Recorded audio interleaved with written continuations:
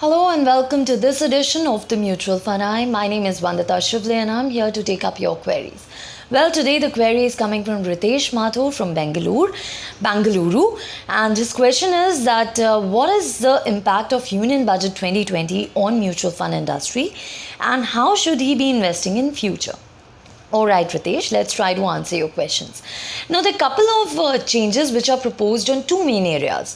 First, it's DDT, which is dividend distribution tax, and second is the tax structure, right? So we have a new tax regime in place. So let's try to understand DDT first. What are the changes that government has come up with? So now, earlier there was a DDT tax which was imposed on an investor whenever they go for a dividend based strategy. They wanted income in form of dividends. So now, yes, there's no DDT and we all were anticipating that, but now you will be this dividend income that you would receive, that will be taxed under your income slab. So whatever is your income slab, according to that you would be charged on that particular DDT, right, on that particular dividend, sorry, not DDT. So we need to understand couple of things here.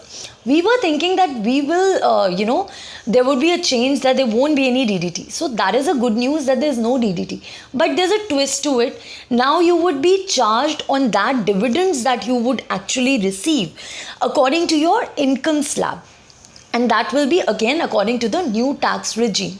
So it is really beneficial for the investors whose income was around 7.5 lakhs per annum. So for, I would say, retail investors it's still an okay option, but for an HNI client, high net worth individual, I don't think dividend payout option would be very convenient. Why? Because earlier companies used to cut 15% of DDT in total and then distribute the income to the dividends to the investors. So up to 10 lakh of dividend they used to receive and there was no interest on that, right? But now that's not the case. Now the investors would be paid, would be taxed on that income what they're gonna receive according to their income slab. So I don't think it's a very convenient option. So my first suggestion to you, Ritesh, would be that you should avoid looking for dividend payout options and instead of that focus on growth oriented options, right? Because that's the best way going forward. Because now what is going to happen is if you're receiving dividends of 5,000, anything above 5,000, right, dividends, then there would be a 10% TDS also which will be charged on it or deducted from that. Why? Because they want to report it under your PAN. So everything would be reported now. So I feel transparency is good, but I think it's not a great option for investments now. When you're looking for regular income, this is not a choice for you. So I would say avoid that. This will be implemented in the next financial year, that is from 1st of April 2020. Not so till March you have the time, but from the next financial year this would be implemented. So that's one thing. So this is a new thing that has come in place, but I don't think it's a very great option, especially for HNI clients, high net worth individuals. No. Secondly, we have seen that the new tax regime is in place, and what the government has said is you can stay with the old tax regime and the new tax regime. It's your choice. You can opt for one. Now, what is the difference between the two tax regimes? See, in the old tax regime, the tax rates were higher, but there were exemptions. Certain exemptions were there. But in the new tax regime, the tax rates are lower, but there are no exemptions at all. And I don't know if you heard the budget properly or not, because Nirmala Sitharaman has hinted that all the exemptions may gradually be removed. So there are chances that your old tax systems will just wipe off. So you might see only new tax regime for now. See, what's in the mind of a government is right now if they say that your section 80C, you're off that, then automatically there will be a lot of panic in the market, right? Already there is. So now they don't want it. They don't want people to get in that panic mode, and just take certain steps. So what they are doing is they'll gradually remove it. So as an investor, you need to be cautious where to invest from now and how you should be investing. See, I believe that if you have put your money in housing loans, ULIPs and PPF, then you can stay with the old tax regime for now, because you get that exemption benefits, especially housing loans, because now I feel the housing sector is gonna go down. There's a very negative and a bearish view in the market for the housing space. So it's not very wise. Not many people would want to buy houses now, because earlier they were thinking that, you know, they'll get a tax break on the interest that they pay. But gradually that will be removed. So I don't think that's a very wise option. You can still stick with NPS option. NPS is the National Pension Scheme. If you opt for that, still you get the tax benefit. That is still intact, and government has not said that they would do changes to that part. So I would say you can stay invested in the NPS. That would be a good mode to stay with. In fact, you get that additional deduction benefit also, tax benefit, when you invest in NPS. So we might see that. Now, because of all these changes, there are a couple of sectors which will get affected, especially the housing space, because you'll see that the insurance industries, they will fall, especially the life insurance and the health insurance companies. Because you see, the time when you buy insurance and these people sell insurance is Feb and March, right? And they were attractive because of tax benefit. But now, because of the exemptions and stuff, these won't be that attractive anymore. And people would want to stay away from that. So we might see going ahead, insurance companies won't do very well. So I would say health insurance and life insurance would be two main sectors which would be affected the most by this particular regime and the policies that have come in place. Another thing is ELSS scheme.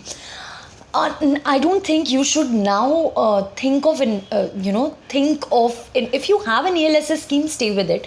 But if you do not have an ELSS scheme right now, because people were opting for ELSS scheme because of tax benefit options. So until and unless we get some more notifications from the government, I would say avoid investing in ELSS schemes, equity linked savings schemes for now. Just try to avoid that. But if you are already investing, stay with that plan according to the old tax regime, right? Stay with that, because it's a tax benefit option. So I think going ahead, we might see we might see outflows in ELSS schemes. I'm very sure on that front. In fact, all the tax saving FDs and all would be affected from now on. NPS, yes, we might see a huge we might see huge inflows in NPS, because national pension schemes would be the taxes. I mean, nothing has changed in why you invest in NPS. So I think you can opt for that. These changes would be from the next financial year. So remember, from financial year 2020 to financial year 21.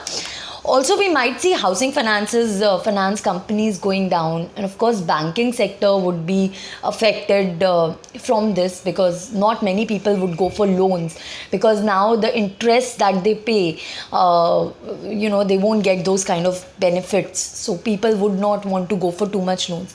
But if we try to dig deeper and understand this, why government has come up with something like that? Because they want people to spend more. They don't want them to save more, right? Because if they are not saving more, they'll have more money. They can spend more. They'll have more money. Earlier they were saving a lot, and that's what I feel that the mindset of a government is.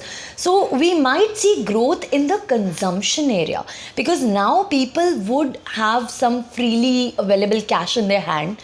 So they might, we might see that the consumption sector, the fast moving consumer goods going up. So I think investing in those sectors now, especially the fast moving consumer segment side, would be a great option to go for. So I think that sector and that theme, if you could choose for like HUL, companies which have consumption stocks like HUL, Dabur, and those kind of things. So I think that would be a good way to go forward. And I think stay with growth oriented funds, because that will give you better benefits than opting for dividend payout options. So avoid that. And for now, I think that would have answered your query.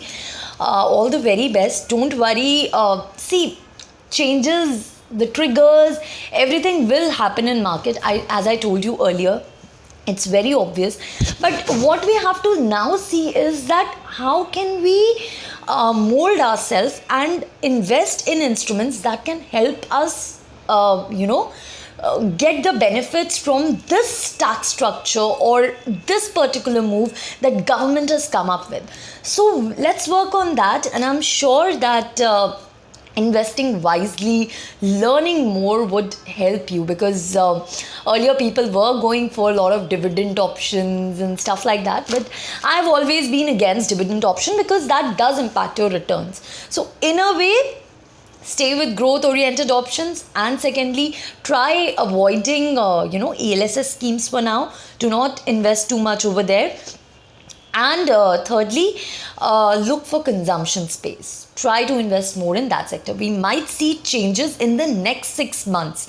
Whatever I'm saying right now, we might see the effect of it in the next 6 months, because this tax regime will come in place only next financial year, which is from 1st of April 2020.